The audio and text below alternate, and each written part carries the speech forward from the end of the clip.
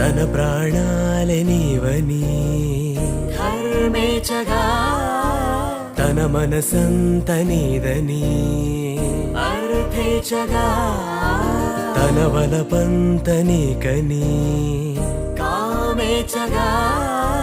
అవధులు లేని ప్రేమకై మోక్షేచగా